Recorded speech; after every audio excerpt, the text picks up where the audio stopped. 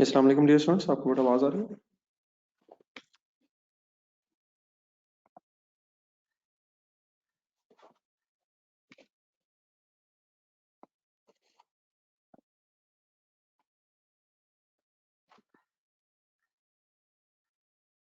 जी अतीक बेटा, आपको जो क्वेश्चन है इसमें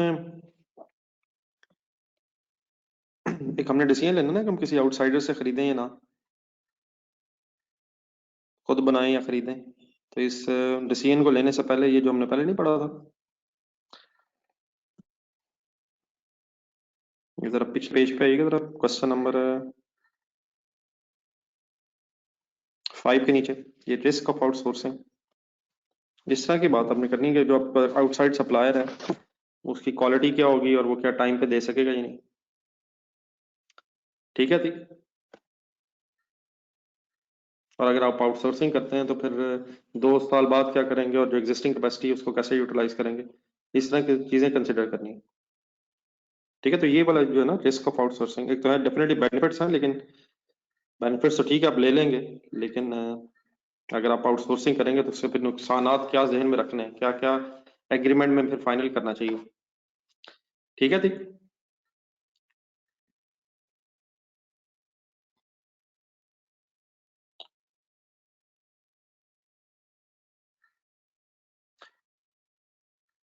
जी सर, इसके अलावा कोई इशू तो नहीं इसमें? ये कोई क्वेश्चन अटेम्प्ट किए हैं क्वेश्चन नंबर 10 11? बता दें यार, आगे चलें फिर। आवाज ठीक है?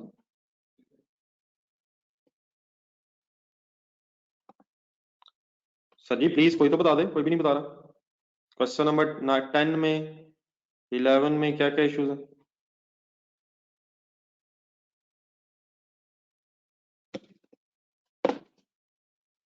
चैट है आपके पास? किस नाम?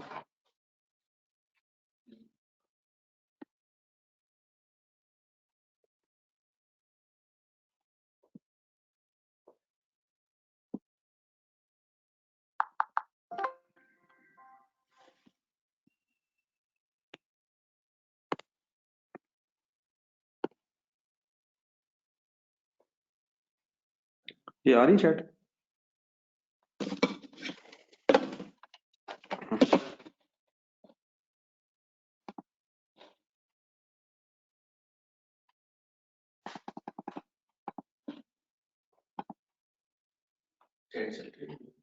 नहीं, लास्ट आंसर किस टाइम डेट पे है, टाइम पे है?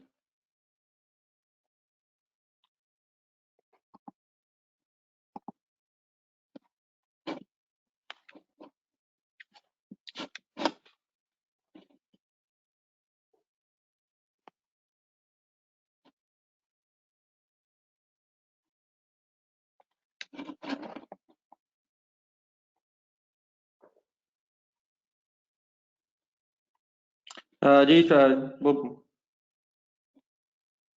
शहबाज, वो में डिस्कस करते हैं उसको।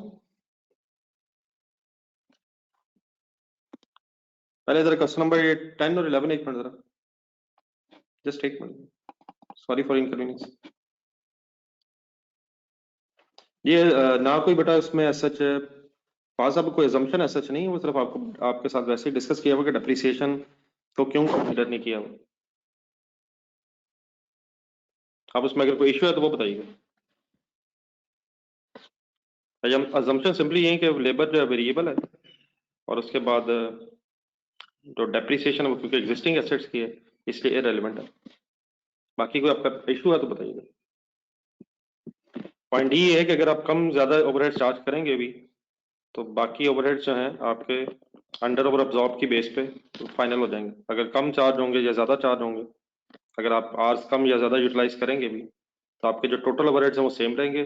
जो कम ज्यादा चार्ज होंगे वो अंडर ओवर अप्लाइड की एग्जम्पशन की वजह से फिर सेम हो जाएंगे। अगर ज्यादा चार्ज होंगे तो ओवर अप्लाइड को रिवर्स कर देंगे, और अगर कम चार्ज करेंगे तो अंडर अप्लाइड को फर्दर चार्ज कर देंगे। ये सर जी, क्वेश्चन नंबर 10 और 11 में कोई मसला तो नहीं फाइनल रह गया? ये वो टेस्ट पे एक दिन जरा मैं टेस्ट की तरफ एक आज आपको एक और चीज बताता हूँ, फिर मंडे को डिस्कस करूंगा टेस्ट के में, फिर आपको एक क्वेश्चन साथ और कहना मैंने। तो उस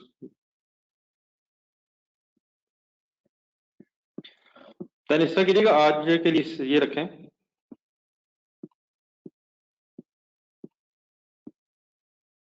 जी सर, अगर एसेट अभी लेना है, सेल कंपेन ऑलरेडी हो चुकी है, और प्लीज मैं पिछले 5 मिनट से मिस्टर बकास से पूछ रहा हूँ कोई मसला मसला मसला। अब जब मैं आगे जा रहा हूँ तो आप मुझसे पिछले सवाल शुरू करनी है हमने। सेल कंपेन आप ऑलरेडी कर चुके हैं, हैज बीन पढ़े अंदर वर्ड, ये आपके इस डिसीजन से अब कोई फर्क नहीं पड़ना, जो ऑलरेडी हो चुकी है। शहबाज, अगर आपने एसेट ले लिया हुआ है तो depreciation would be incurred in any case, और अगर एसेट लेना है तो देन उसकी डेप्रिसिएशन पे डायरेक्टली एट्रीब्यूटेबल एक्सपेंस है। और अगर फॉर एग्जांपल फिक्स कॉस्ट कोई अपने वेयर हाउस लेना है रेंट पे, कोई नया मैनेजर रखना है, ठीक है, परमानेंट एम्प्लॉइज रखने हैं, तो ये सब डायरेक्टली एट्रीब्यूटेबल फिक्स कॉस्ट है। लेकिन डेप्रिसिएशन अगर आप एसेट लेना है तो डायरेक्टली एट्रीब्यूटेबल एक्सपेंस है। देन सभी इस तरह कीजिएगा, आज एक एक दो क्वेश्चंस रिवाइज भी कर लीजिएगा, और इसमें से एक नया भी है। ये एक्स्ट्रा क्वेश्चंस पे आएगा, तो इसका पेज नंबर अगर तुम मुझे बता सको।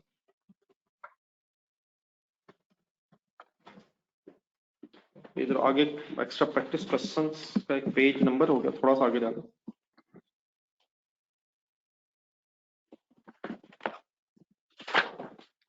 इसके जो फर्स्ट फोर, ठीक है, पेज नंबर 71 है। इसके जो फर्स्ट फोर क्वेश्चन है, इसमें से क्वेश्चन नंबर 1 मेरा ख्याल अभी रहता भी है, तो ये भी काइंडली अटेम्प्ट कीजिएगा, और जरा खुद से फिर डिसीजन लीजिएगा इसमें आउटसोर्सिंग ऑप्शन है या नहीं है, कोई लिमिटिंग फैक्टर का और एक क्वेश्चन करना है। तो क्वेश्चन नंबर 1 2 भी एक नजर दोबारा रिवाइज करें, ये था सीबीपी का। तो ये फर्स्ट फोर जो क्वेश्चन आए थे, ये मेरा ख्याल है कि इस चैप्टर में जो चीजें डिस्कस हुई हैं, क्वेश्चन नंबर 2 तो डेफिनेटली सीबीपी का, लेकिन इस क्वेश्चन में जो लिमिटिंग फैक्टर के एंगल से विदाउट आउटसोर्सिंग ऑप्शन, फिर with outsourcing option question number 3, और फाइनली क्वेश्चन नंबर 4 में फिर ये रेलेवेंट कॉस्टिंग। तो ये फर्स्ट फोर क्वेश्चन अगर आज दोबारा रिवाइज करना है तो फिर साथ साथ मैं आपको फर्दर क्वेश्चंस बताऊंगा, तो मैं साथ साथ फिर चेक करते रहेगा, ठीक है। तो फर्स्ट फोर जो क्वेश्चन है पेज नंबर 71 से ऑनवर्ड्स, ये काइंडली आज आप फाइनल कीजिएगा। टेस्ट वाला जो क्वेश्चन है वो, उसके साथ मैंने एक और क्वेश्चन कल मिलाना है, तो फिर उन सब की डिस्कशन जो है फिर मंडे को रख लेंगे, ताकि आपको एक दिन जरा मिल भी जाए, आप सब कुछ फाइनल कर सकें, ठीक है। तो टेस्ट के हवाले से आप कह रहे थे क्वेश्चन नंबर 2 वगैरह, तो वो अगर इशू होगा तो फिर मैं उसके साथ आपसे फाइनल कर लेता हूँ, ठीक है जी। अब और तो कोई इसमें इशू नहीं है, जो कल तक की वाली डिस्कशन थी। चले फिर मीनवाइल टाइम हम वेस्ट ना ही करें। जो टाइम वैल्यू मनी की डिस्कशन स्टार्ट हुई थी उस पे आ जाए, जरा एक नजर आप रिवाइज कर लें, हम जहां तक पहुंचे थे, कोई कंफ्यूजन अगर है तो बता दें, एक नजर रिवाइज करें जरा formula. What is the formula of, चलें मुझे चंद एक चीजें सुना दें इन एसेंस, फिगर्स, फार्मूला ढूंढ लें जरा। अगर सिंपल इंटरेस्ट है क्वेश्चन में कहा गया है, तो व्हाट इज द फार्मूला, एक दफा लिख के करना जरा। S is equal to P into 1 plus Rn principal multiplied by 1 plus R means rate of interest multiplied by number of periods।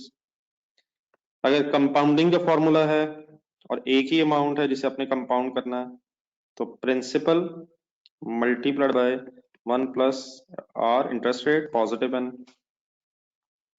फिर अगर कंपाउंडिंग है लेकिन एक से ज्यादा अमाउंट्स हैं, उनका इंटरवल भी सेम है, तो देन फिर एन्यूटी का फॉर्मूला, अगर end of the period payments होनी है तो x installment 1 plus r n minus 1 divided by interest rate, और अगर एन्यूटी ड्यू का फॉर्मूला है तो इसी फॉर्मूले में फिर मल्टीप्लाइड बाय 1 प्लस आर भी होगा। देन फिर उसमें एक सिंकिंग फंड का कॉन्सेप्ट है। सिंकिंग फंड सिंपली मींस यही फॉर्मूला यूज होता है, लेकिन अगर आप फ्यूचर वैल्यू आपको पता है और इंस्टॉलमेंट्स की अमाउंट आप फाइंड आउट करना चाहते हैं, इट मींस एक्स अगर आप फाइंड आउट करना चाहते हैं कि what are the period wise installments, monthly, quarterly, annually, तो वो सिंकिंग फंड कहलाता है। देन फिर उसके बाद अब हम प्रेजेंट वैल्यूज की तरफ आ गए थे, जिसमें अगर एक अमाउंट की प्रेजेंट वैल्यू लेनी है तो सिंपल डिस्काउंटिंग 1 प्लस आई माइनस एन, और अगर एक से ज्यादा अमाउंट्स इन्वॉल्व है उनकी प्रेजेंट वैल्यू लेनी है तो टाइम सेव करने के लिए we can use the formula of annuity 1 minus 1 plus I minus N divide by interest rate. Then फिर हम लास्ट एक एग्जांपल पे आए थे। अब ये क्लियर होगी थी, ये जो -12 किया मैंने और फिर 0.005 किया, यहाँ तक क्लियर है सर? कोई आपका क्वेश्चन अगर है?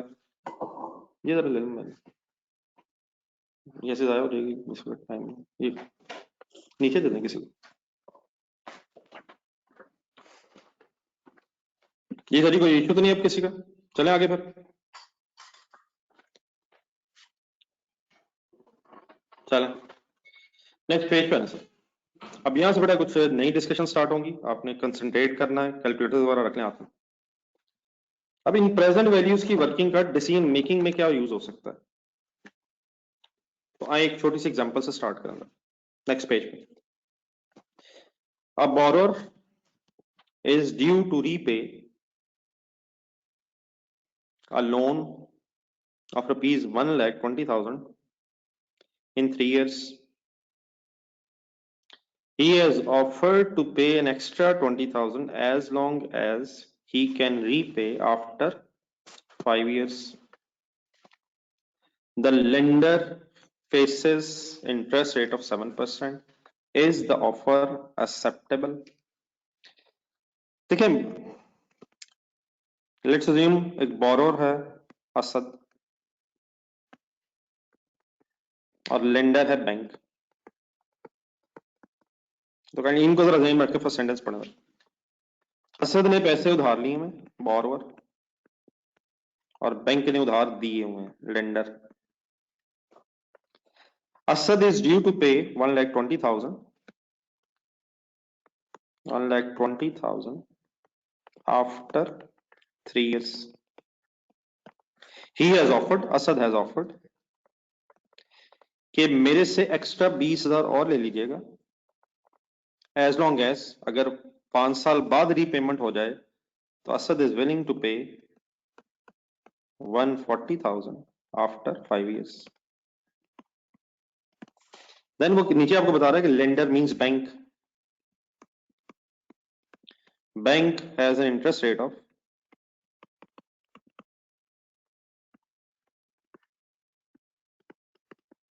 7% इंटरेस्ट रेट है। Is the offer acceptable? अपने डिसीजन ही लेना to lender. Of course borrower एक ऑफर करा रहा है और लेंडर से पूछा जा रहा है, लेंडर के एंगल से आपसे डिसीजन लिया जा रहा है, आपसे डिसीजन करवाया जा रहा है कि क्या ऑफर एक्सेप्टेबल है। स्टोरी अभी कुछ इस तरह से है, लेट मी फर्दर एक्सप्लेन, और आपसे कंसंट्रेशन रिक्वायर्ड होगी, डिसीजन आप जरा खुद से लें। देखिए ईयर 0, आई होप कि थोड़ा सा इस तरह से टाइम लाइन्स का आपको पता होगा, T1 T0 या T1 T2 वगैरह। तो इसी तरह ईयर 0 आज, 1 साल बाद, 2 साल बाद, 3 साल बाद, 4 साल बाद, 5 साल बाद।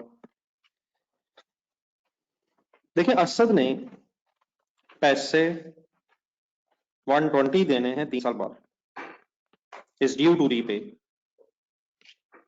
उसने ऑफर की है कि मेरे से पैसे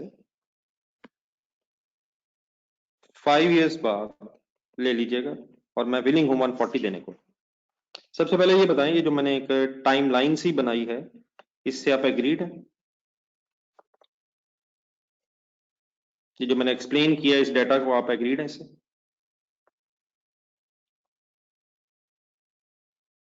नहीं मतलब मैं ये जो ईयर 0 1 2 वगैरह बोल रहा हूं, आपको समझ आ रहा है ना प्लीज? बस ठीक है। अच्छा आप बताएं, डेटा आपके सामने, आप बताएं जी, बैंक को ये ऑफर मान नहीं लेनी चाहिए? उसे 20,000 ज्यादा मिल रहा है। बैंक बन के सोचा, ये अब्दुल शरीफ साहब ने बात ठीक की है, लेकिन मैंने एक सिंपल सा सवाल पूछा है। 1,20,000 जो है वो 3 साल बाद मिल रहा है, और बोरोवर जो है वो कहता मैं 5 साल बाद दे दूंगा 1,40,000। क्या कैलकुलेट करना पड़ेगा? मेरा तो ख्याल है गिवन है यार, 120 अवेलेबल है, देखें 120 अवेलेबल है, 3 साल बाद देना है, तो 20,000 एक्स्ट्रा मिल रहा है ना। इशू क्या अगर आप, मैं अगर एज इट इज ये डिसीजन ले रहा हूँ 120,000 140,000, तो मैं क्या गलत कर रहा हूँ? आपको पता है मैं कोई गलती कर रहा हूँ? मैं कोई गलती कर रहा हूं? मैं तो कह रहा हूं सिंपल, देखें 20,000 ज्यादा मिल रहा है, क्या गलती कर रहा हूं? हाँ जी बिल्कुल ठीक है, सही है आपने बात वर्ड्स का। नहीं सर वो ठीक है आपकी बात, सबकी बात आपकी ठीक है, सबकी बात आपकी ठीक है, लेकिन मैं जो गलती कर रहा हूँ, जो मेरा वर्ड जरा सुनिएगा, मैं गलती ये कर रहा हूँ कि ये फिगर्स कंपेरेबल ही नहीं है।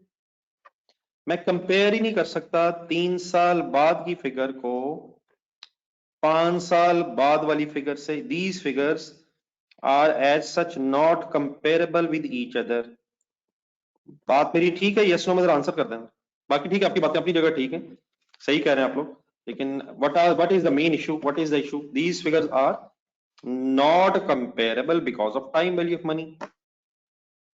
अगर फर्ज करें जिंदगी में टाइम वैल्यू ऑफ मनी ना हो, इंटरेस्ट रेट्स ना हो, इन्फ्लेशन ना हो, फिर तो शायद ठीक है, लेकिन टाइम वैल्यू ऑफ मनी अगर इन्वॉल्व है, 7% रेट है, तो these figures are not as such comparable. अब बेटा तीन पॉसिबिलिटी सुना जरा। एक ये कर सकता हूं कि इस 120 को कंपेरेबल बनाने के लिए 140 से 2 साल कंपाउंड कर लूं। यस नो में बताइएगा।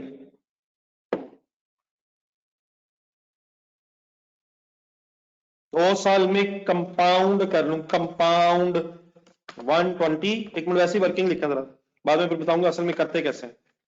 तो possibility number 1, 120 into compounding a formula 1 plus r positive n 1.077% rate positive 2 is equal to 137,388। बताएं ऑफर एक्सेप्टेबल है? ऑफर एक्सेप्टेबल है। 1,20,000 अगर 3 साल बाद लेंगे और 7% रेट है, तो 2 साल हम इन्वेस्ट करके,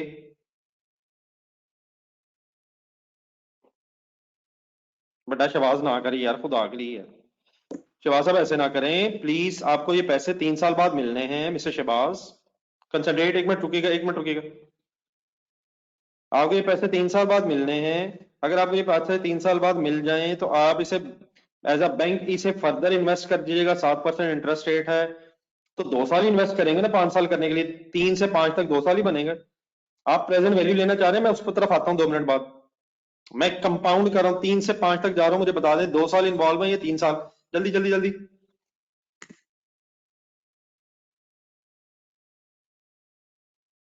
नहीं जीरो तो थी, मैंने कब कहा है माय डियर, जीरो तो ठीक बात नहीं हो रही, मैंने क्या कहा है? बैंक को अगर ये पैसे 3 साल बाद मिले 1,20,000 और वो इसे 2 साल के लिए फर्दर इन्वेस्ट कर दे, तो 5 साल के साथ मैं कंपेयर करना चाहता हूं ना, तो ये बैंक ये 1,20,000 इस वक्त जाके तकरीबन 137,388 हो सकता है। तो क्या वो ये प्रेफर करे कि 1,20,000 को लेके 3 साल बाद 2 साल इन्वेस्ट करके 137 कर ले, या वो वेट कर ले और 1,40,000 असद से ले ले? Is the offer acceptable? Is the offer acceptable? Yes no?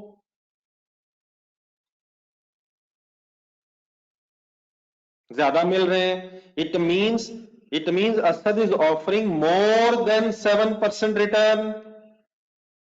Final बताएं जरा, is the Asad offering more than 7% return? Offer acceptable है, ठीक है। लेकिन एक काम दूसरा क्या किया जा सकता है फिगर्स कंपेरेबल करने के लिए मिस्टर शहबाज? 140 को उठा के तीसरे साल पे ले आए, क्या करें, कितने सालों पे डिस्काउंट करें? 140 उठाएं इनटू डिस्काउंटिंग का फॉर्मूला, एक ही सिंपल डिस्काउंटिंग यूज होगा, 1.07 माइनस टू, -2 की 5 से 3 पे आना है, इज इक्वल टू, बताएं, 122,281। फुल कंसंट्रेट करें। Are these figures comparable? Are these figures comparable? 120 can be compared with 122। Yes yes yes sir जी, मोहम्मद अब होगी ना कंपेरेबल यार। तो इज इट एक्सेप्टेबल नाउ? इस बेस पे बताएं जरा, क्या अभी भी एक्सेप्टेबल है? बात एक ही है, क्या प्रेजेंट वैल्यू टर्म्स में 1,40,000 5 साल बाद लेने का मतलब 3 साल बाद हमें 122 समथिंग मिल रहा है?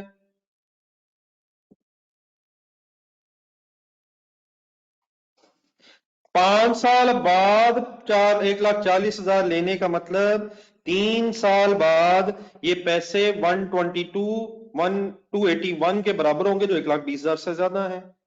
बात फॉलो कर रहे हैं प्लीज सब? अब यकीन बेटा फिर दो काम क्या क्या किए मैंने। नंबर एक, या तो इसको कंपाउंड करूं या इसको डिस्काउंट करके कंपेरेबल बनाऊं, या इस फिगर को भी 5वें साल पे ले जाऊं और या इस फिगर को उठा के तीसरे साल पे ले आऊं। लेकिन बेटा रादर देन दैट, जो जरा नॉर्मल एक्सेप्टेबल वे होता है वो ये होता है कि आप दोनों को उठा के आज की वैल्यू फाइंड आउट कर रहे हैं।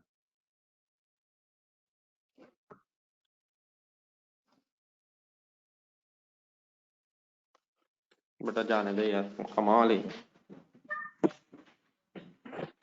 तो most acceptable method is rather than कि आप उसे फ्यूचर वैल्यू में लेके जाएं, उसे थर्ड ईयर पे जाकर कंपेयर करें, 5वें साल तीसरे साल कंपेयर करें। एक एक्सेप्टेबल वे क्या होता है, इन दोनों की प्रेजेंट वैल्यू, उसकी प्रेजेंट वैल्यू उठा के यहां लें। बेटा प्लीज फैसल बात ही हो रही है, काइंडली प्लीज बात, एक मिनट, क्वेश्चन में क्या हो रही है और आप क्या किन चक्रों में पड़ गए? वो अगर 140 देगा और हम 140 लेंगे तो फिर 120 नहीं देगा यार मेरे भाई, वो 120 नहीं दे रहा। हम देख ये रहे हैं क्या 140 पकड़ेंगे अगर 5 साल बाद, तो उसकी वैल्यू 1,20,000 से ज्यादा होगी, और देयरफॉर हम कह रहे हैं कि ये 140 पकड़ लें। फैसल प्लीज, 120 तो वो दे रहा है। तो राजू ने बेटा कि हम इन्हें इन्फ्लेट करें और थर्ड ईयर पे कंपेयर करें या फिफ्थ ईयर पे कंपेयर करें, इसका एक्सेप्टेबल वे क्या होता है कि आप इन दोनों की पहले प्रेजेंट वैल्यू ले लें। कैसे? 1 प्लस 0.07 माइनस 3 करके, और इस 140 की प्रेजेंट वैल्यू 1 प्लस 0.07 माइनस 5 करके आंसर्स निकालना। एक आंसर आपके पास आएगा पहला वाला, आई थिंक 97,955, और इसका 140 का आंसर आएगा 99,000 समथिंग 818। ये जीरो पे मैं निकाल रहा हूं।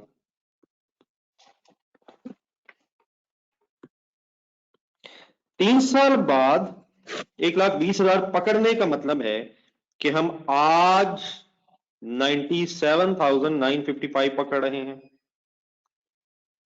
और 1,40,000 लेने का मतलब 5 साल बाद ये है कि हम आज 99,818 ले रहे हैं। मैं कहना कुछ इस तरह से चाहता हूं, मेरे एक दो सेंटेंसेस सुन के हजम करिएगा जरा। क्या मैं कह सकता हूं कि 97,955 is equal to 99,955 today is equal to 1,20,000 after 3 years if rate is 7%? ये आप नोट करिएगा, लेकिन पहले हजम कीजिएगा।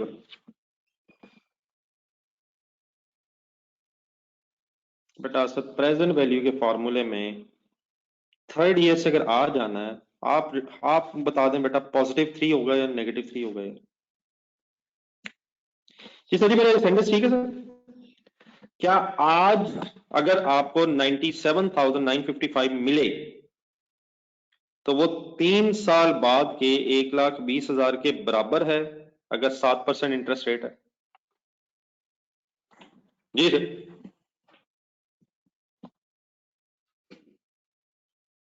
क्यों बराबर है? अगर आपको आज 97,955 मिले तो आप उसे 7% पे इन्वेस्ट करके 3 साल बाद 1,20,000 खुद कर सकते हैं। सिमिलरली क्या 99,818 today is equal to 1,40,000 after 5 years if rate is 7%? Agreed?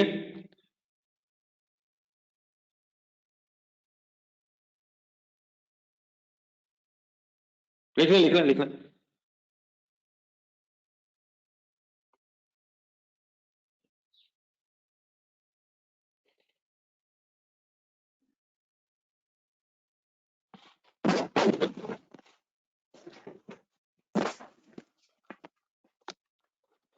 तो अब आपसे रिक्वेस्ट ये है कि 120,000 आफ्टर 3 years मींस आज हमें 97,955 मिल रहा है और 1,40,000 आफ्टर 5 years अगर हम पकड़ रहे हैं तो इट मींस आज हमें 99,818 मिल रहा है। बताएं क्या ये ऑफर फाइनली एक्सेप्टेबल है और ये क्यों एक्सेप्टेबल है?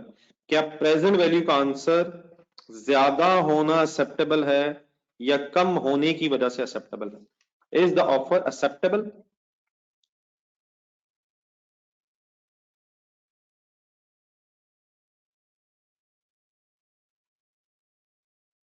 जी प्रेजेंट वैल्यू इसके कंक्लूजन ये वाली अंडरलाइन कीजिएगा। द क्लाइंट्स ऑफर मींस असर is acceptable as the present value of the new amount is greater than the present value of the receipt under the, तो present value अगर higher है तो offer acceptable और अगर present value lower है तो then offer is obviously not acceptable. अब finally मुझे बता दें, सब कुछ देख लें, आपके सामने लिखा भी आपने है। Figures 120 and 140 as it is comparable नहीं थी।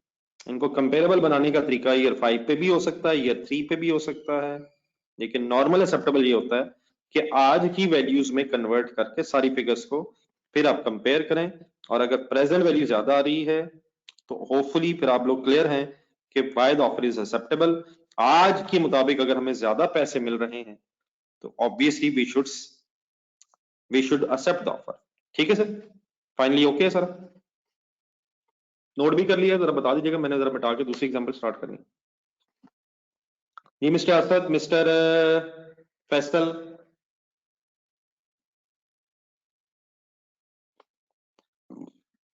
आप क्लियर हो गए? जी mister Asad,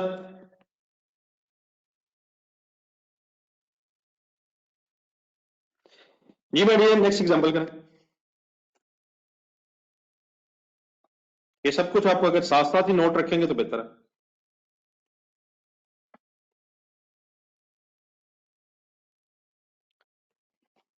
Next box. An investor wants to make a return on investment of at least 7% per year. एक इन्वेस्टर है, पैसे लगाने वाला, वो चाहता है कम से कम मुझे 7% सालाना मिले रिटर्न, अपनी इन्वेस्टमेंट पे return. He has been offered the chance to invest in a bond, debenture, loan stock, debenture, ठीक है, debt instrument that will cost 2 lakh and will pay to 70,000 at the end of the 4th year. In order to earn, जी इसकी working करें। आज अगर 2 लाख लगाया जाए तो 4 साल बाद इन्वेस्ट करके 2,70,000 मिलेगा, ऑब्वियसली विद इंटरेस्ट है। Is the offer acceptable? जी सर।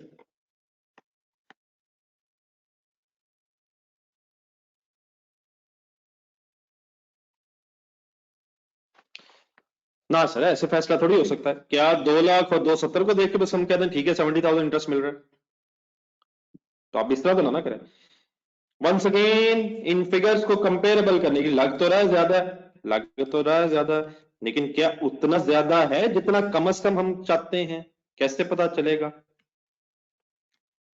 जी बिल्कुल, दोनों तरीके हो सकते हैं, मिस्टर वाविया ने सही किया है। Once again we can inflate, we can compound, 2 lakh को आगे ले जाएं, और we can find out the present value, acceptable is present value. लेकिन चले, अभी माविया ने बात की है, जरा 1 मिनट, 2 लाख की जरा फ्यूचर वैल्यू कैलकुलेट करें, कंपाउंड करें। ये फार्मूला जरा 2 दिन याद करें जरा। इंटू 1.07 +4, ये आंसर का मीनिंग बताना है मुझे जरा। +4, एक आंसर आ गया 262,159। आंसर ना बताएं मुझे, आंसर ना बताएं, क्या मतलब है? आंसर से जेन में रखें और 270 जेन में रखें, क्या मतलब है इसका? 2 लाख इन्वेस्ट करके 7% के हिसाब से मिलना 2,62,159 रुपीज चाहिए था।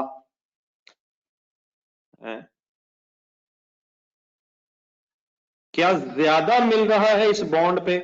क्या this bond is paying more than 7%? Is this bond paying more than 7%? ये 2 लाख 7% के हिसाब से 4 साल बाद होना चाहिए था 262,159। क्या ये 2 लाख 4 साल बाद बन ज्यादा रहा है, 2,70,000 हो रहा है? ऑफर एक्सेप्टेबल है। क्यों एक्सेप्टेबल है? क्योंकि 7% ज्यादा रिटर्न बनता है। क्लियर है मिस्टर मावी, आपको भी क्लियर है? आप जो वर्किंग बता रहे थे, होगा नहीं, होना था। और हमारा बॉन्ड 2 लाख से 2,70,000 हो रहा है। We are earning more by ₹7841, Muzammil बता रहे हैं, सही कह रहे हैं। अनदर में बेटा जो अभी डिस्कस हुआ है, इन फिगर्स को कंपेरेबल करने के लिए प्रेजेंट वैल्यू लेना। What is the formula present value? एक ही अमाउंट है, 0.07 -4, प्रेजेंट वैल्यू प्लीज -4। तो 270 into 1.07 -4 is equal to 205। Is the present value greater? Is this present value? Yes, ये तो आज की वैल्यू है। आज लगाएंगे तो 270 कमाएंगे 4 साल बाद, उस 270 की आज वैल्यू ये है। Is the offer acceptable my dear? Is the offer once again acceptable? Why acceptable? Why acceptable? Present value is more. हम असल में 2,05,981 रुपीज लगा के 2,70,000 बनना चाहिए था 7% के हिसाब से। लेकिन लग रहा है कि this bond is offering more than 7% return. तो कम से कम 7 तो चाहते हैं, और अगर उससे ज्यादा मिल जाए तो यकीनन किसी को कोई इतराज नहीं होगा। कम से कम 7 था, ज्यादा मिल रहा है तो फिर तो बिस्मिल्लाह पढ़नी चाहिए। ठीक है sir, any confusion? I hope कि बात क्लियर है। This indicates that the, end में जरा एक लाइन अंडरलाइन कर लें, that the bond provides a return in excess of 7% per year. तो what is the use of these present values? हम इनको यूज करके, इन प्रेजेंट वैल्यूज की वर्किंग करके डिसीजन मेकिंग कर सकते हैं कि क्या इन्वेस्टमेंट की जानी चाहिए या नहीं की जानी चाहिए। ठीक है सर?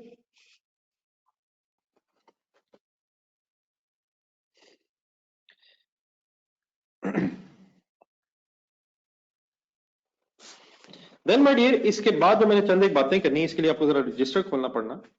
तो एक रजिस्टर का जरा पेज निकालिएगा जरा, और एक इन्वेस्टर बन जाए जरा।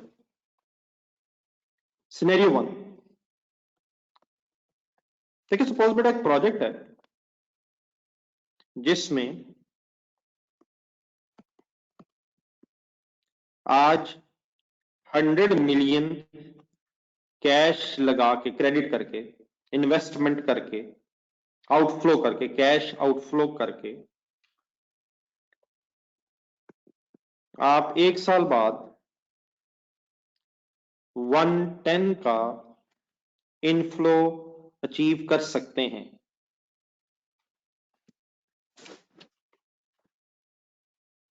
नेगेटिव क्यों किया मैंने? आउटफ्लो, कैश लगा के, और 110 inflow, receipt from the project. एक प्रोजेक्ट है फॉर एग्जांपल 1 साल का, आज अगर उसमें 100 इन्वेस्ट किया जाए तो साल बाद उस 100 को 110 किया जा सकता है, वो प्रोजेक्ट 110 दे देगा। ये मेरे पॉजिटिव नेगेटिव, ठीक है?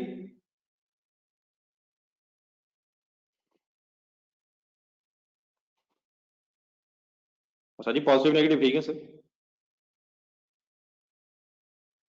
आउटफ्लो करके इनफ्लो कमाया जा सकता है।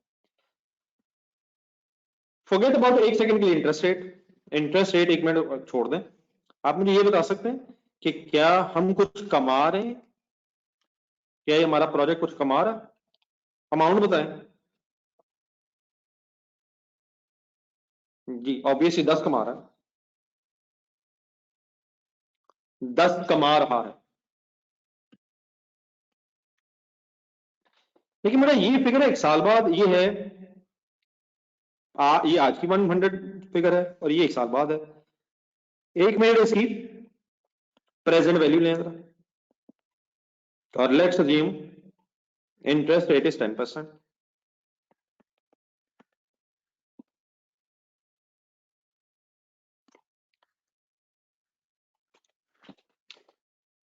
बनाए जरा, स्टोरी बना लें। There is no surprising news कि 100 आंसर आ रहा है। मैंने 100 को 10% से कंपाउंड किया था, 100 आ रहा है। आप बताएं पॉजिटिव आ रहा है नेगेटिव आ रहा है? प्लस आ रहा है माइनस आ रहा है? ये वाला 100, ये जो अभी लिखा हमने। अब मोदी जी अब ये जरा जुल्म है यार।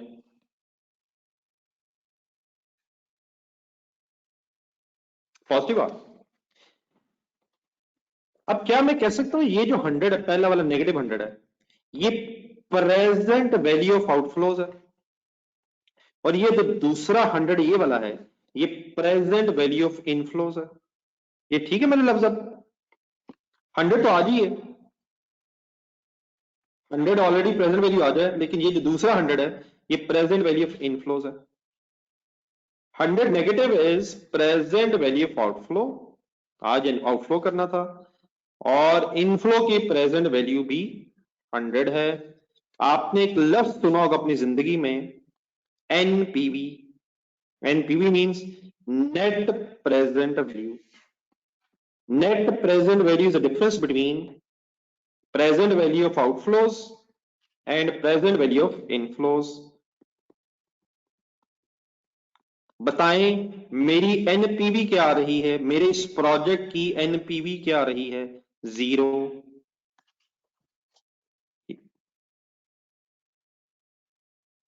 लिखें।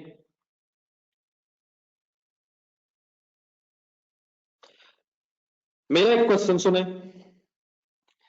क्या this 0 means we are not earning anything?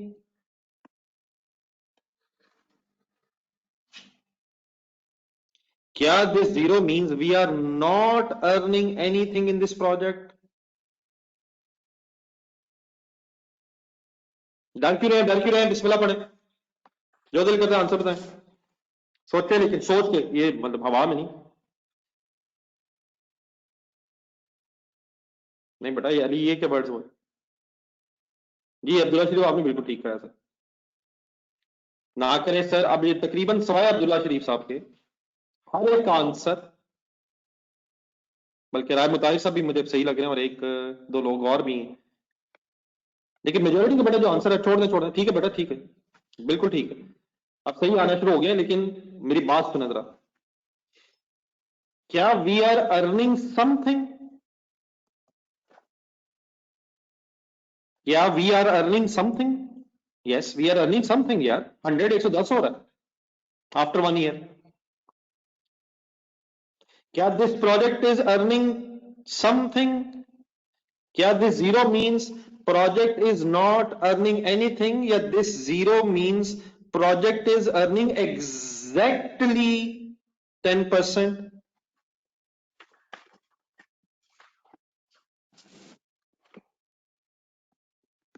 मेरी तरफ से भी कोई कंक्लूजन नहीं है, मैंने एक वैसी बीच में बात कर दी है। अभी मैंने कुछ नहीं कहा, मैंने सिर्फ आपके जहन में एक सवाल पैदा किया है। छोड़ दें, अभी कोई कंक्लूजन नहीं है। एक सेकंड सिनेरियो बना, यू जस्ट नीड कंसंट्रेशन। एक सेकंड सिनेरियो छोड़ दें, ठीक है मैं, ठीक है आके एक मिनट, लेकिन रुक जाए। अच्छा, इसके नीचे आपने 3-4 लाइनें रखनी है। ये जो सिनेरियो 1 था उसके नीचे 3-4 लाइनें रखनी है। ये 0 अनदर प्रोजेक्ट जिसमें 100 मिलियन का फॉर एग्जांपल आउटफ्लो करके we can generate an inflow of 120 million after 1 year.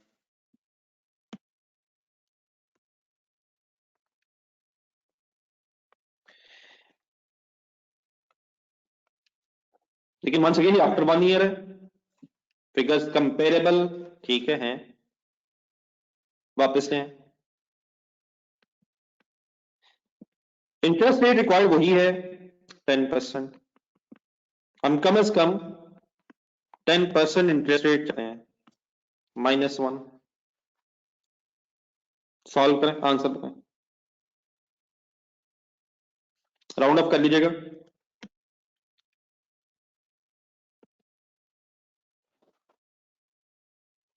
ना करिए, इतना यूनिक आंसर क्यों बता रहे हैं? तकरीबन 109। बस छोड़ो, तकरीबन 109, नहीं 9.9 तो नहीं है यार।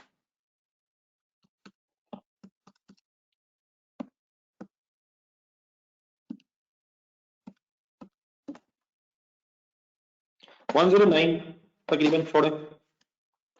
पॉजिटिव होगा, present value positive figure positive जी। Present value of outflows minus present value of inflows is equal to positive 9 NPV. Are we earning something? Are we earning 9?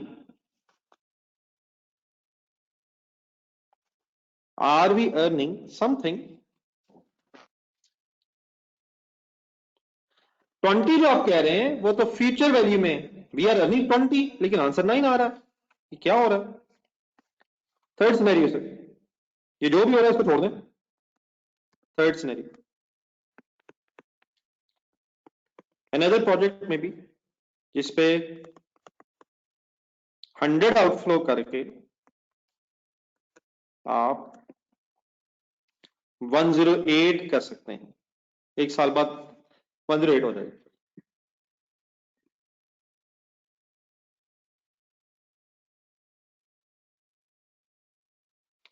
जी मैं डियर, पहला ये डिसीजन ले, अभी प्रेजेंट वैल्यू ना ले। मुझे इन फिगर्स के डिफरेंस से गौर से फिगर्स देख के 100 लगा के 108, आर वी अर्निंग समथिंग?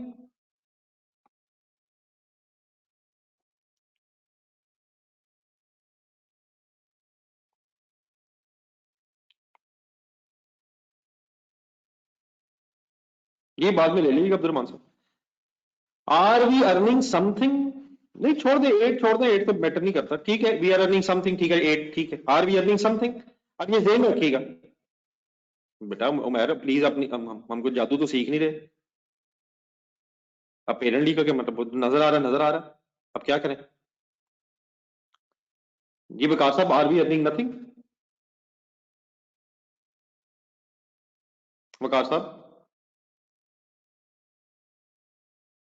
बेटा वो ठीक है, हमें क्या पता प्रेजेंट वैल्यू होती क्या है? आप एक अकाउंटेंट की बजाय एक इन्वेस्टर बन जाए। आर वी अर्निंग समथिंग, ठीक है। तो कोई नहीं, अकाउंटेंट का खुदा ना खासा गलत को सही कह देगा, सही को गलत कह देगा, हरगिज ऐसी बात नहीं है। अकाउंटेंट क्या करेगा बस वो सुने। Are we earning something? Yes we are earning 8, but suppose once again we have required rate of return, मतलब कम से कम हम चाहते हैं हम कम से कम चाहते हैं 10%, तो इसके लिए प्रेजेंट वैल्यू है।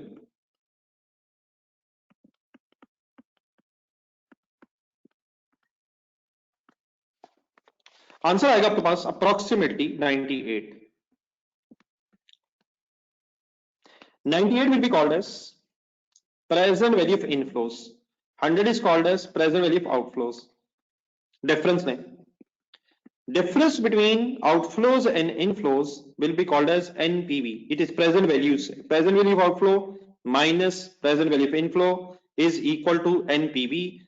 Answer is 2, but the important thing is -2 around.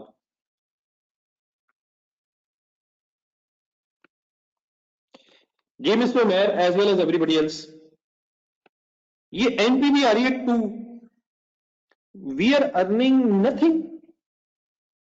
Instead of that, are we earning loss?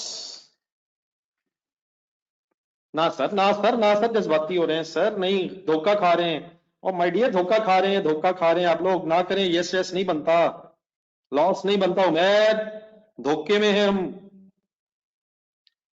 ये फिगर हमको धोखा दे रही हैं। सिनेरियो वन दोबारा गौर से अब देखें, कंसंट्रेट करें। जी उधर लिखा 8, उधर लिखा है, कभी कहते हैं 8, कभी कहते हैं लॉस। ये हो क्या रहा है? Are we earning something? Scenario one दोबारा, are we earning something? Yes we are earning 10। Scenario two, are we earning something? Yes we are earning 20। आर वी अर्निंग समथिंग इन प्रोडक्ट 3? Yes we are earning 8। But what is going on with NPV? What is going on with NPV? गौर से सुनिएगा जरा बेटा। ये जीरो का मतलब है, सोहेल बशीर साहब, ठीक है पहुंच गए हम, ठीक है ठीक है, जस्ट 1 मिनट। अगर बेटा एनपीवी जीरो आए तो इसका मतलब ये होता है, गौर से देखें, कि we are earning exactly equal to the 10% required rate of return. मेरा हजम वर्ड मेरा हजम हो रहा है? छोड़ दे छोड़ दे छोड़ दे।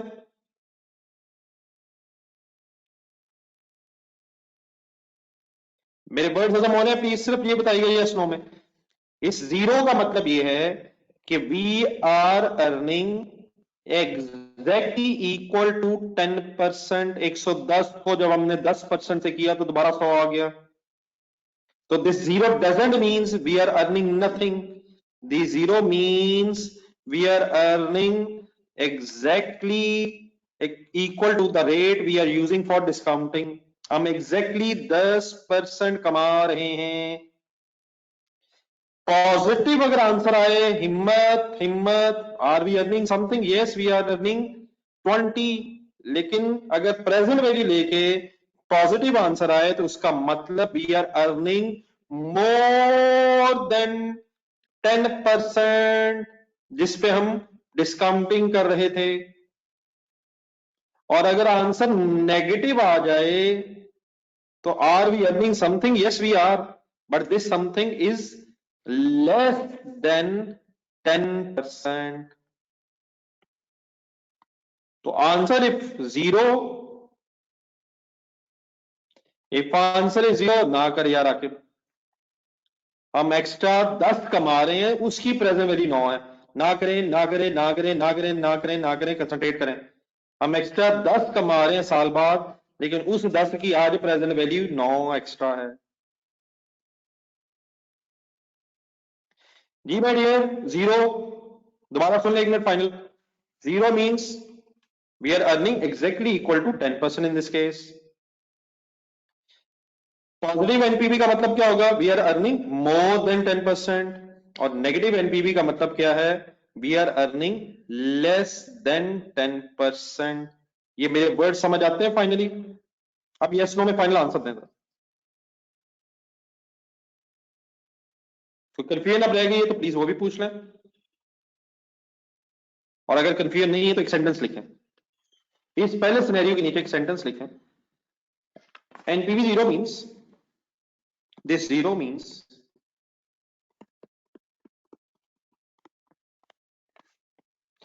we are earning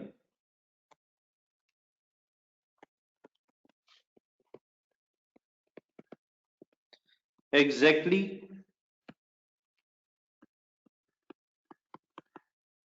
10%। अब देखिए, अगर फॉर एग्जांपल हमने 20% से ये प्रेजेंट वैल्यू ली होती 10 की बजाय, और आंसर जीरो आ जाता, तो it means we are earning exactly 20%।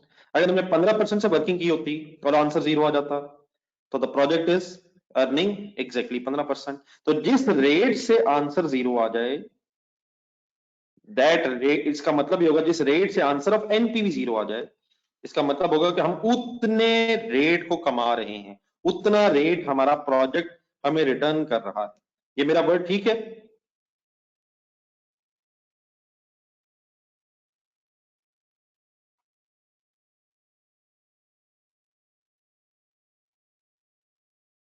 Second, second का सेंटेंस क्या बनेगा?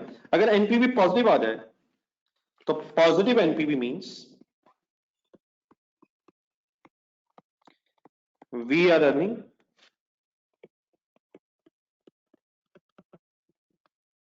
मोर देन 10%। अगर आप 15% पे वर्किंग कर रहे हो और आंसर एनपीवी आ जाए, पॉजिटिव आ जाए, एनपीवी का आंसर पॉजिटिव आए, तो that means we are earning more than 15%। अगर आप 12% पे वर्किंग कर रहे हैं और आंसर पॉजिटिव आ जाए, तो it means we are earning more than 12% and so on. तो जिस रेट से एनपीवी निकालते हुए आपका आंसर पॉजिटिव आ जाए, तो आप पॉजिटिव आंसर का मतलब होगा कि जिस रेट से आपने वर्किंग की है, आपका प्रोजेक्ट उस रेट से ज्यादा अर्न कर रहा है। Got it? And the last sentence should be written by yourself. क्या बनेगा last sentence? Negative NPV means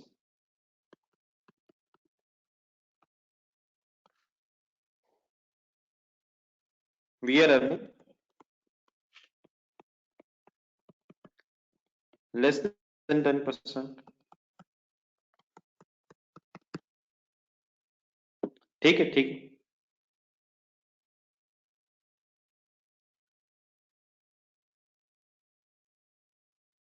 ये 100 लगा के हम 120 कमा रहे हैं, तो एक्स्ट्रा 10 कमा रहे हैं, लेकिन साल बाद उसकी आज प्रेजेंटली मिस्टर सोहेल 9 है।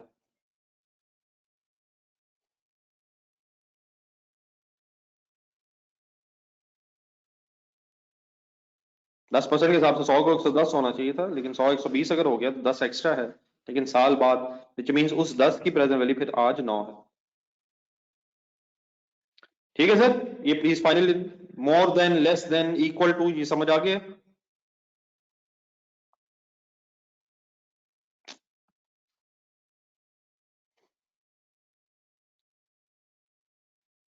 Exactly more than, less than, okay है? Any confusion in this story? अब सर इसमें ये एक जो बार बार मैं 10% यूज कर रहा हूं ना, 10%, 10% को हम इससे कह सकते हैं एक रिक्वायर्ड रेट ऑफ रिटर्न है। हम कम से कम 10% कमाना चाहते हैं, हम कम से कम 10% कमाना चाहते हैं। और आप इसको इस तरह भी कह सकते हैं, ये वो रेट है जो हमें बैंक में पैसे जमा करवा के मिल जाएगा।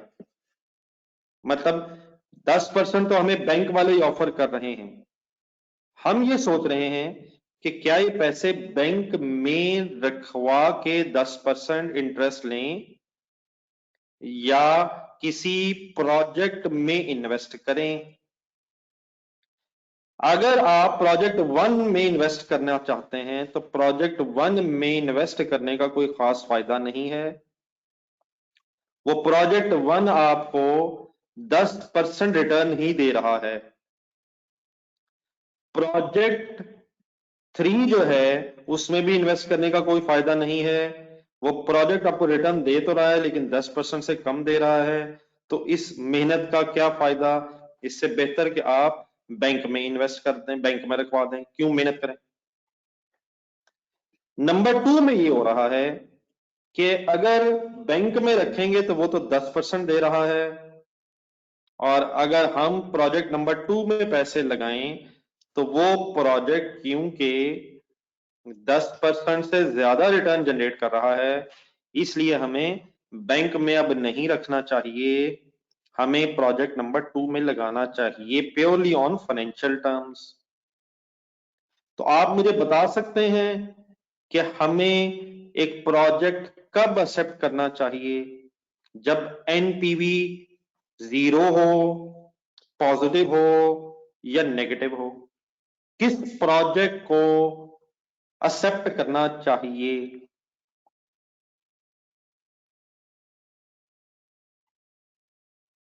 जब एनपीवी पॉजिटिव हो। तो हमारी इस छोटी सी डिस्कशन की एक कंक्लूजन क्या बनी?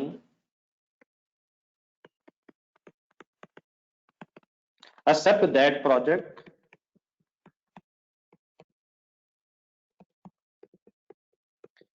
which is generating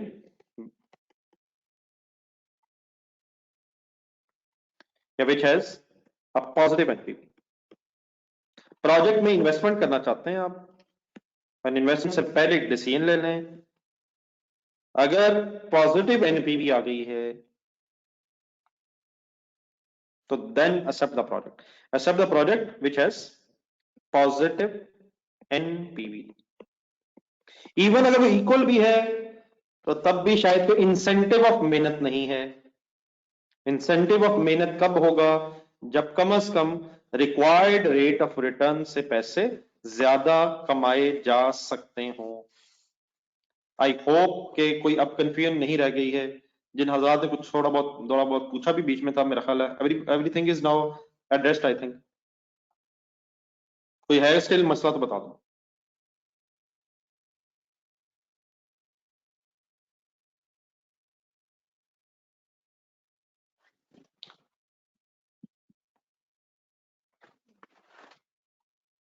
ji dear, कोई कंफ्यूजन किसी की? बाकी डेफिनेटली अभी हम प्रैक्टिस स्टार्ट करते हैं, इंशाल्लाह गेम चलाते हैं।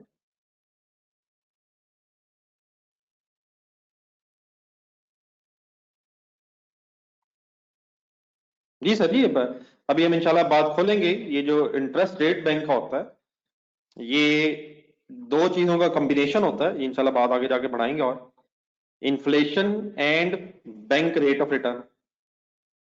तो ये जो 10% इंटरेस्ट रेट है, इसमें इन्फ्लेशन का फैक्टर भी होता है और इसमें बैंक की अपनी कमाई भी होती है। तो ये दो चीजों का कॉम्बिनेशन होता है, inflation rate and profit rate. तो वो इंशाल्लाह हम फर्दर डिस्कस करेंगे।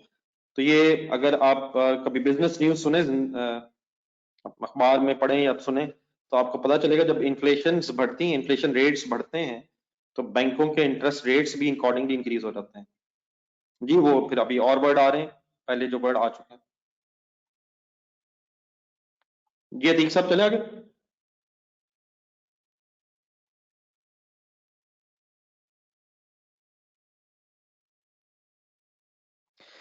देन माय डियर जरा नेक्स्ट पेज पे आएंगे, प्रैक्टिस हम शुरू कर देते हैं। आए बिस्मिल्लाह पढ़े। NPV appraisal, a company with a cost of capital of, अभी ये मुतशिम साहब वर्ड यूज कर रहे थे, तो cost of capital simply means required rate of return,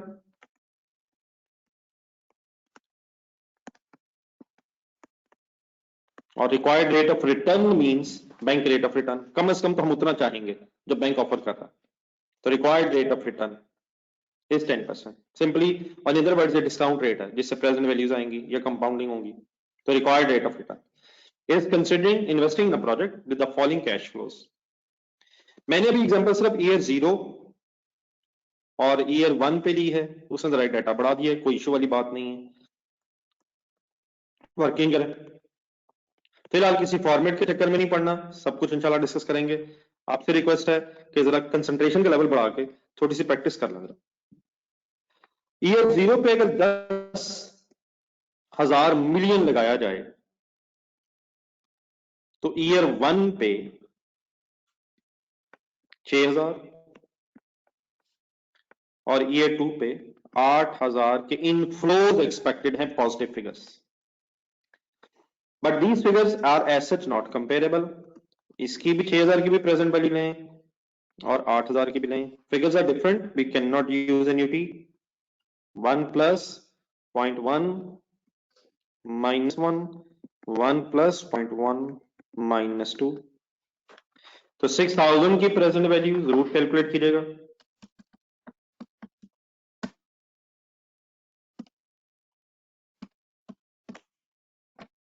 approximate is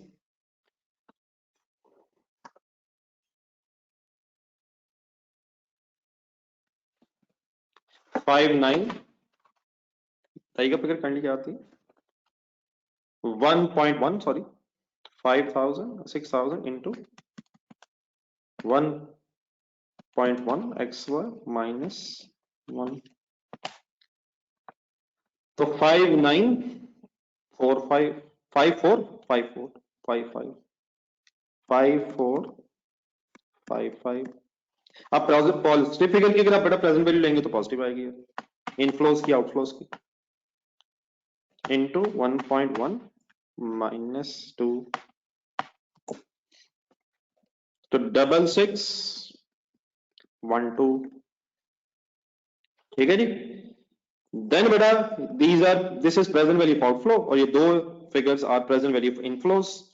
NPV किसे कहते हैं? Net of present value of inflows and outflows, which means 5455 plus 6612 minus 10,000 is equal to positive NPV of 2067. Because NPV is positive, therefore product should be accepted. Okay. Okay, sir.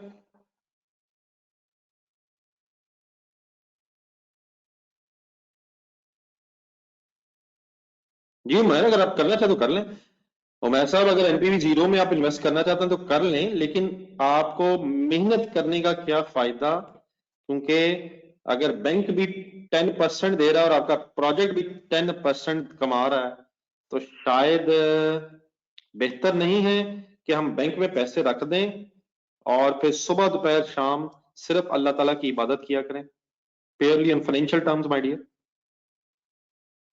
हम नेक हो जाएं bank में पैसे रख के।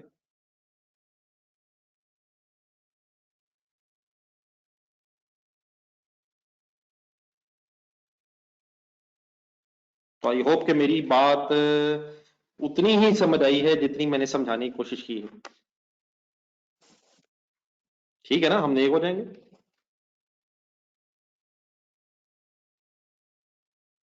जी मोहतशिम, लेकिन books का डिसीजन दुनिया में जो इस वक्त अनफॉर्चुनेट रियलिटी है वो मैंने आपको बताई है। बाकी बात आपकी बिल्कुल ठीक है, मैं आपसे एग्री करता हूँ मोहतशिम, लेकिन आप जैसे अच्छे लोगों की बड़ी अशद जरूरत है। किताबों के अंदर भी गंद डाला हुआ है। कब तक? जब तक आप बड़े होकर किताबें बदलेंगे नहीं, ये मेरे जैसे 2 नंबर लोग आपको यही चीजें पढ़ाते रहेंगे। ठीक है मित्र मोहसिन एंड अब्दुल्ला। अब्दुल्ला तो ठीक है। जी आके भी आपका ओपिनियन हो सकता है सर, अल्लाह का शुक्र है मेरा ये ओपिनियन हरगिज नहीं है। जी मैं से मोहसिन, ठीक है चले आगे। Practice question sir. Mister Aqib, ये डिसीजन हमारे पास नहीं बेटा, ये डिसीजन रब के पास है और रब अपना फैसला सुना चुका है। तो अब हम अगर रब के फैसले से एग्री नहीं करते तो अल्लाह का शुक्र, मैं एग्री तो कम से कम करता हूँ चाहे मैं जितना मर्जी गुनहगार हूँ, लेकिन अल्लाह ना करे कि मैं भी खुदा ना खास्ता ये कह बैठूं कि मैं एग्री नहीं करता। अल्लाह ना करे, अल्लाह ना करे, कम से कम मुझे इस लेवल से रब बचा के दुनिया से ले जाए। बेटा इसमें पूछने वाली क्या बात है आकिब? हर वो चीज जो हमें पता होती है और सही होती है, हम दूसरों से पूछ के क्यों अपने आप को धोखा देने की कोशिश करते हैं मिस्टर आकिब? जी my dear, practice question number 1। For example मैं कह दूं हाँ, तो आप मेरी मान लेंगे? जी मिस्टर आकिब।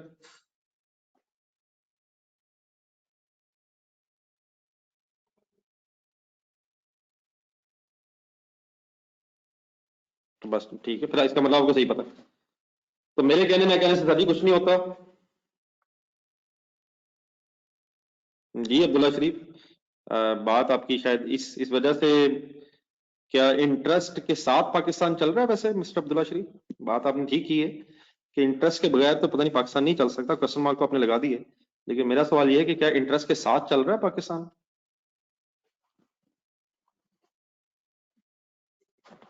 तो बेटा फिर अगर इंटरेस्ट के बगैर भी ऐसा कुछ चल जाए तो मेरा ख्याल है कोई महंगा सौदा तो नहीं है। इंटरेस्ट के साथ चल रहा है सर? नहीं सर, आपके सामने ही है सर, जो हालात है मेरे से ज्यादा बेहतर। क्या इंटरेस्ट के साथ बहुत अच्छा चल रहा है? सर जी जो हो रहा है वो आपको पता ही है सर। मुझे गुनाहगार को बीच में इन्वॉल्व ना ही करें यार। अच्छे लोगों की अशद कमी है मार्केट में, आपकी शदीद कमी है। जल्दी जल्दी सीए करें, आए बहुत से अच्छे काम करने वाले रहते हैं। सजेशन यही होगी सर, कम से कम अगर हम डायरेक्टली इंटरेस्ट में इन्वॉल्व हैं मिस्टर शाहिद, तो सजेशन नंबर 1 है अगर हम डायरेक्टली इन्वॉल्व हैं तो सबसे पहले हम उसको सोचना चाहिए। जो चीज हमारे इस वक्त कंट्रोल में नहीं है, हम समटाइम्स उसको सोच के टेंशन क्रिएट करते हैं। क्या हम खुदा ना खासा खुद तो इन्वॉल्व नहीं है? और अगर इन्वॉल्व नहीं है तो अल्हम्दुलिल्लाह। और जो जिस जिसको हम कह सकें कि इन्वॉल्व ना हो, वो अगर मान ले हमारी तो अच्छा है, हम कहेंगे जरूर। बाकी बेटा जब तक हम चेंज ना कर सकें, यकीनन कहना हमारा फर्ज बनता है। बाकी इंशाल्लाह यकीनन अगर हमारी ख्वाहिश हो गई तो अल्लाह ताला हमारी मदद करेंगे। ठीक है मिस्टर मोहम्मद शाहिद? बेटा जिनको अभी आप नहीं कह सकते उनको भी ना कहें, जिनको आप कह सकते हैं उनको कह दें। जब आप बड़े होंगे आपने जब CFO बनना है और CEO बनना है कंपनीज का, तो इंशाल्लाह आपने कहना किसी को नहीं और आपने अपनी कंपनी को विदाउट इंटरेस्ट चला के दिखा देना है।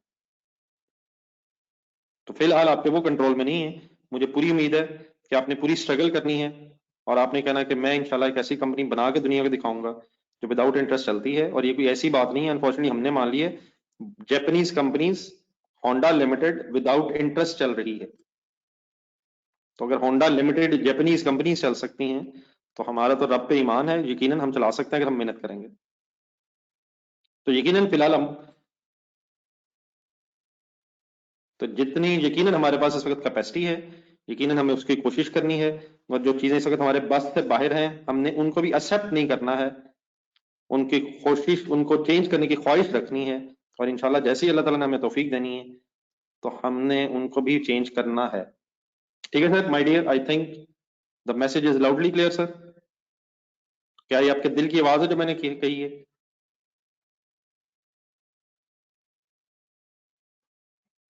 तो अल्हम्दुलिल्लाह मुझे लग रहा है चेंज आ चुका है।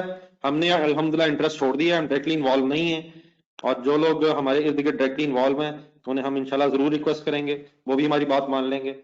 लेकिन इंशाल्लाह जैसे जैसे हमने बड़े होते रहना है, हमें जैसे जैसे अपॉर्चुनिटीज मिलनी है, हमारी पूरी ख्वाहिश है इंशाल्लाह अल्लाह ताला की मदद हमारे साथ होगी, हमने अच्छे काम दुनिया से करके जाने। ठीक है, चलिए let's start. Practice question number 1। लेकिन इन सब के लिए अब इंपॉर्टेंट चीज क्या है इस वक्त, कि हमें CA करना होगा। R be ready? घर बैठे बैठे तो बेटा ये नहीं हो सकेगा ना, तो अपने हाथ में कंट्रोल्स तो लेने पड़ेंगे। आपको CFO बनना होगा, CEOs बनना होगा, अच्छे लोगों को CFO CEO बनना होगा।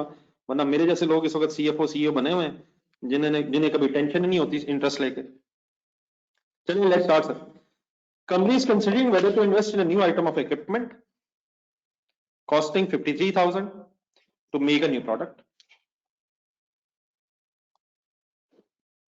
कंपनी कंसिडर करी कि क्या एक नए इक्विपमेंट में इन्वेस्ट किया जाए 53,000 रुपीज को, ताकि एक नई प्रोडक्ट बन सके। Product would have a useful life of 4 years and estimated cash profits over the next 4 years are as follows. The story is this: आज इन्वेस्ट करके, आउटफ्लो करके, स्पीड अप होना है, वर्किंग करनी है।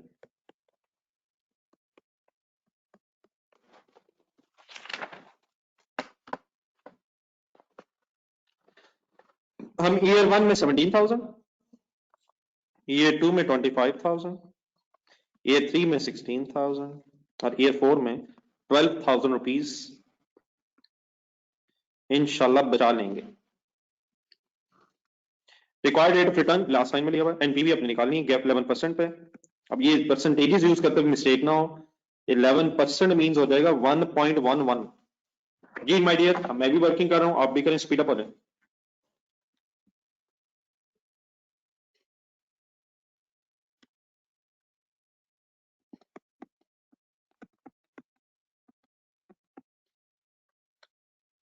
Sorry 1.11 -1, 1 plus 0.11 -2, 1 plus 0.11 -3, 1 plus 0.11 -4, 17,000 into 1.11 XY -1। तो 17,000 जो एक साल बाद आएगा, उसकी present value 15,315। 25,000 into 1.11 minus 2, 20,000 291, 16,000 into 1.11। ये प्लीज बहुत डिटेल्ड वर्किंग्स होनी है, बस शायद समझे अभी से स्टार्ट हो गया अब ये काम। तो आपकी कैलकुलेटर पे बहुत ज्यादा सही ग्रिप होनी चाहिए, how to use the calculator, कहाँ कौन सा आइकन अवेलेबल है, बार बार बार बार प्रैक्टिस रिक्वायर्ड होगी। 7905 ये वाइंड अप करें सर। एनपीवी, अच्छा एनपीवी का जो भी आंसर है पॉजिटिव या negative, whichever is the case. नहीं सर जी टोटल नहीं करना शहबाज, एक पॉजिटिव नेगेटिव आंसर तक आना है।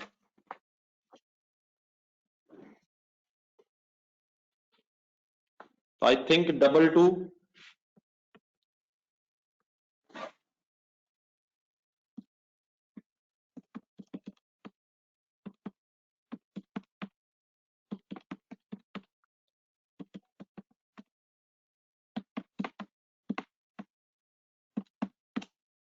Double two one zero based on my figures. आपने अगर राउंड ऑफ थोड़ा सा डिफरेंट किया होगा तो एक आध रुपए का डिफरेंस पॉसिबल है। तो double one two one is positive NPV which means project can be accepted. Next point is, जल्दी से रिमाइंड अप करें, सेकंड एग्जांपल करें।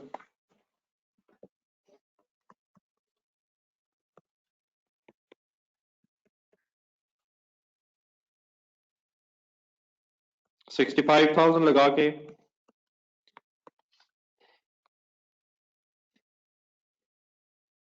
27,000, 31,000, 15,000 inflows,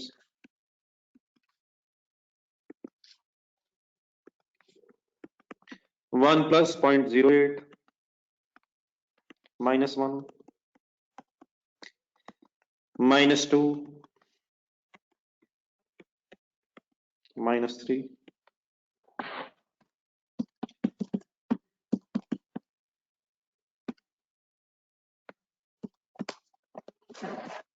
25,000 speed up 1.08 8% rate up.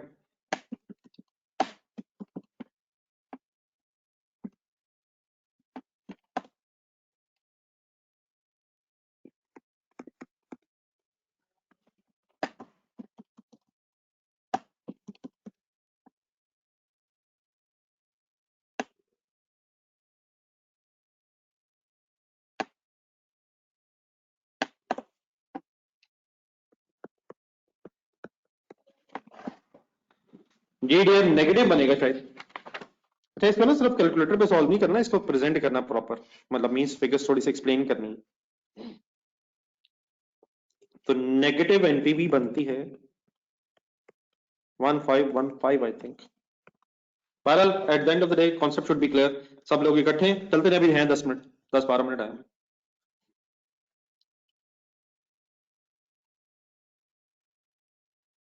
अगर कर लिया तो बता दीजिएगा जरा।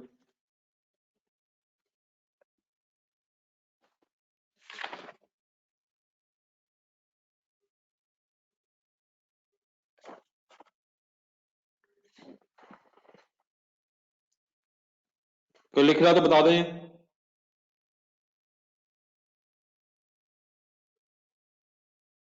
देन मेडी उसके बाद ना एक एडवांटेजेस और डिसएडवांटेजेस एनपीवी के हैं।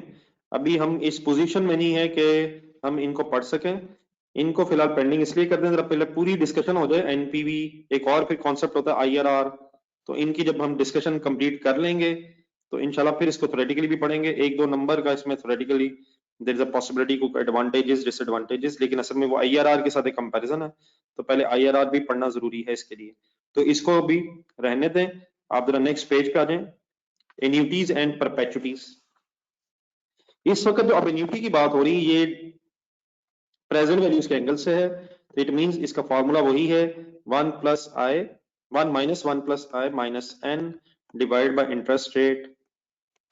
तो आज जरा थोड़ी सी इसकी भी प्रैक्टिस हो जाए, जरूरत पड़ सकती है इसकी भी।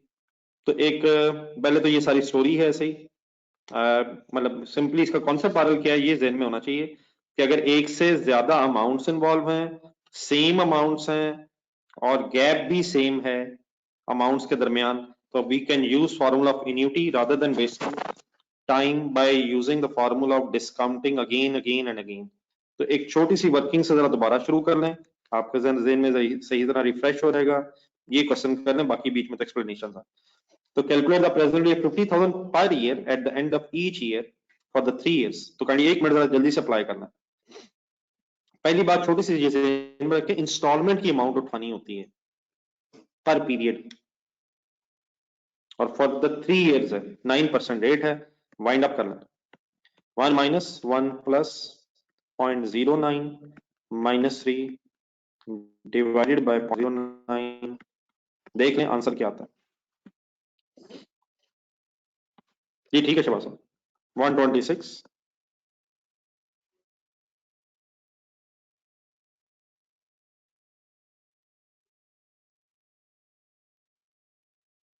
126 5 65 या 4, ठीक है whichever is the case।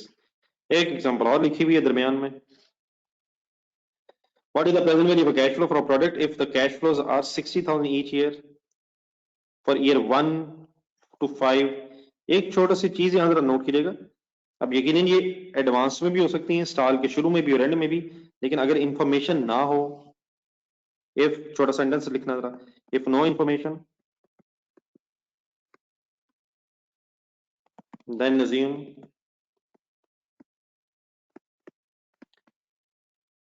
Cash flows advance में भी हैं, एरियर्स में भी हैं, लेकिन अगर इंफॉर्मेशन नहीं है then assume relevant cash flows are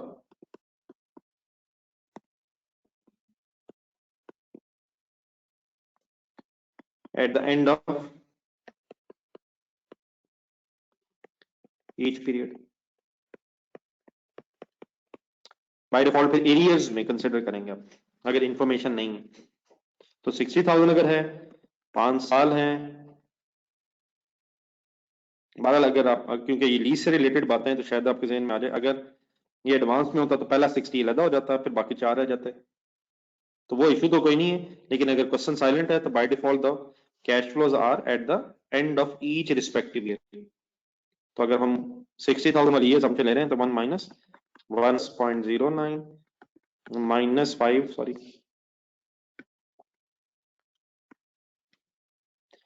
divided by 0.09 is equal to 233। अब आंसर जरा चेक करिएगा, वो बस जो लिखे मैंने उसमें तो जरा ज्यादा राउंड ऑफ हुआ है,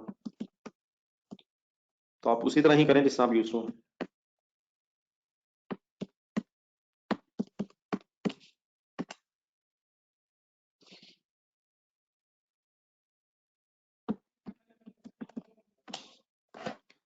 टू डबल 3.7 अप्रोक्सीमेट।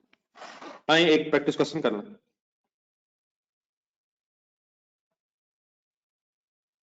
बेटा उमैर ना कर यार, वो कंपाउंडिंग का फॉर्मूला था एन्युटी में यार, वो एन्युटी का कंपाउंडिंग का फॉर्मूला था x इंटू बड़ी ब्रैकेट -1 प्लस पॉजिटिव एन -1। ये अब एन्युटी प्रेजेंट वैल्यू शुरू हो गई है, ये वही फॉर्मूला है जो पुराना है। जी मिस्टर उमैर खालिद, वो कंपाउंडिंग में आपको याद आ रहा है -1 after bracket.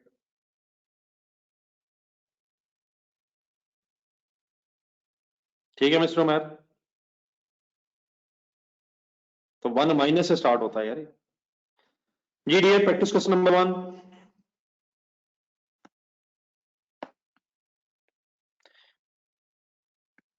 Company is considering whether to invest in a project which would involve the purchase of machinery for 5 years. The machine would cost 5,56,000 and would have a net disposal value of 56,000 at the end of the 5 years. 556,000 का outflow होगा शुरू में cost, अगर आपने machine लेके project चलाना है, और 56,000 रेजिडुअल वैल्यू है जो 5वें साल के एंड पे एक ही दफा कंसिडर होगी 56,000। और project would earn annual cash flows, और ये कैश फ्लोज का मतलब रिसीट्स एंड पेमेंट, जो खर्चे होंगे जो इनकम्स होंगे उनका नेट है, it means net cash flows of 2 lakh rupees, लेकिन एनुअल है। डाटा इस तरह से बड़ा जरा अरेंज हो जाएगा, एक मिनट देखिएगा जरा। 5 साल का प्रोजेक्ट क्यों है, क्योंकि लाइफ ही एसेट की 5 साल है। तो ईयर 0 1 2 3 4 एंड 5, आज 5,56,000 5,56,000 लगा के 56,000 इनफ्लो होगा 5 इयर्स के बाद एज ए रेजिडुअल वैल्यू। और क्योंकि सेम फिगर्स हैं, बल्कि 4 नहीं 5 सालों में, तो यहां से यहां तक इकट्ठा अलग लिखना चाहें तो ठीक है। 2 लाख एनुअल कैश फ्लोज,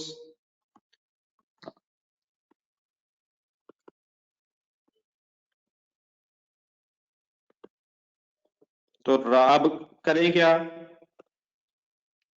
इन 5 की प्रेजेंट वैल्यू एन्युटी के फॉर्मूले से लगा सकती है, लेकिन इस 56, ये भी 56,000 इनफ्लो है लेकिन 5 साल बाद है, ये वन टाइम अमाउंट है तो इसकी प्रेजेंट वैल्यू अलहदा by using discount rate of 15%।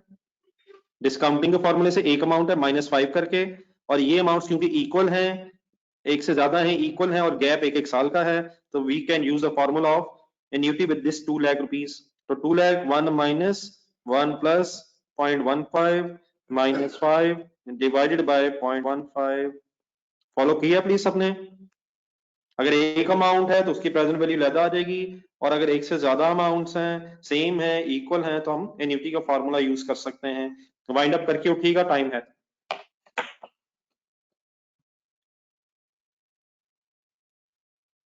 Definitely इस वक्त प्रेजेंटेशन की बजाय मैं सिर्फ कॉन्सेप्ट की बात कर रहा हूँ। प्रेजेंटेशन इंशाल्लाह कल से शायद शुरू हो जाए, वो प्रेजेंट भी प्रॉपर होना चाहिए। Definitely this is not the way of presentation at all, लेकिन बात यहाँ बात समझ लें इस तरह से।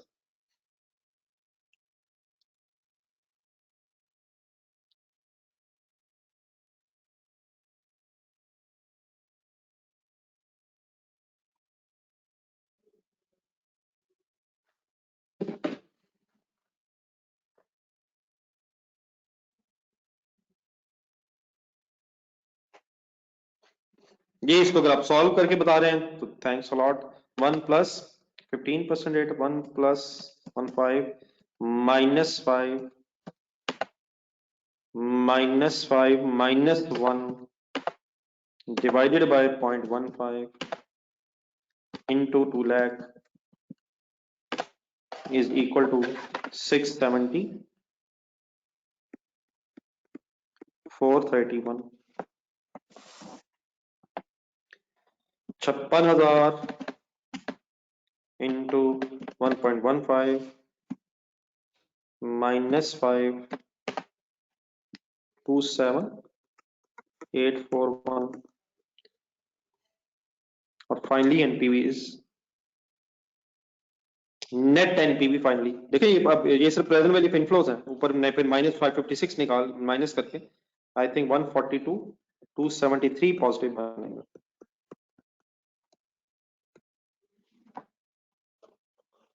टू 42 या 32 सर, तो एनपीवी पॉजिटिव है, देयरफॉर एक्सेप्ट द प्रोडक्ट। ठीक है सर, बहरहाल आज जो बातें हुई हैं सारी क्लियर है।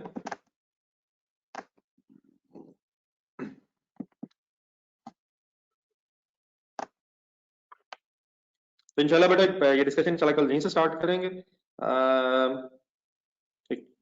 घर के लिए बस वही 4 क्वेश्चन ध्यान में रखिएगा आज, तो प्लीज चीजें साथ साथ रखें।